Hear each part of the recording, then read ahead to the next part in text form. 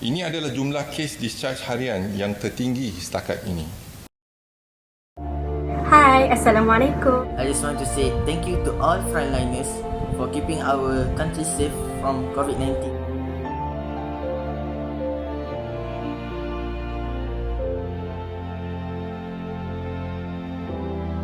Saya bertanggungjawab menjaga keselamatan nyawa saudara dan juga saudari. Dedicate this appreciation to the frontliners who work really hard and sacrifice a lot for us. Just wanted to say thank you to all the frontliners, doctors, officers for going out of their way and making it possible for everyone to stay at home and stay safe.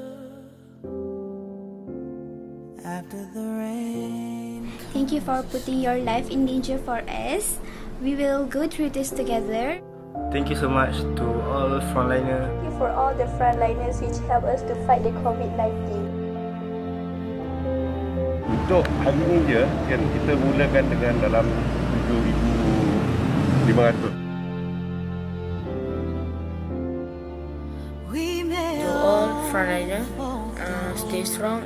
Thank you to all frontliners and sacrifice the time and energy in order to fight against COVID-19. Thank you to our frontliners for your dedication and sacrifice in the battle against COVID-19. Today, I want to say a big thank you and salute to all Malaysian frontliners, especially to my uncle, Muhammad Zaid bin Abdul Rahman. When life gets cold and skies aren't blue, you're not alone, I'm here for you. We as Malaysian citizens would like to say thank you. Thank you to all the frontliners. May Allah bless you.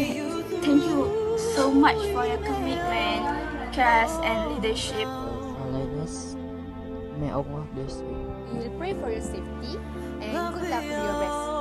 You already part of studying as Malaysian heroes and heroines. Thank you to each and every frontliner for your service to the nation. Hold your head up, Malaysia. May God bless you. Thank you. After the rain comes the sun. So you stay at work for us, we stay at home for you. Hashtag stay at home. Don't go out if you don't need to. Wash or sanitize your hand regularly. Courage and wisdom must live in you. Hashtag stay home. Malaysian people, please stay at home. Stay safe and kita jangan. Remember to stay safe and stay happy.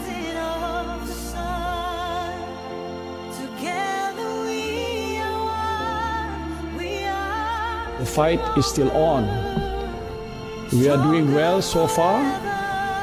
We just uplift, so just uplift your spirit and continue to fight.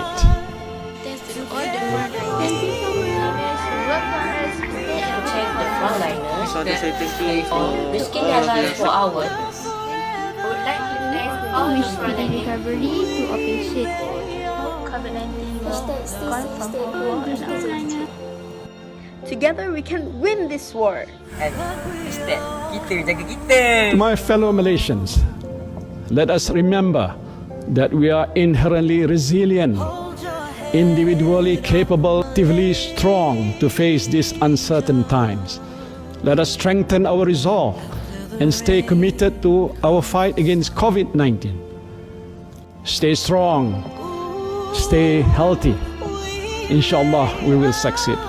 Remember, after the rain comes the sun, and better days will be here again, inshallah. This is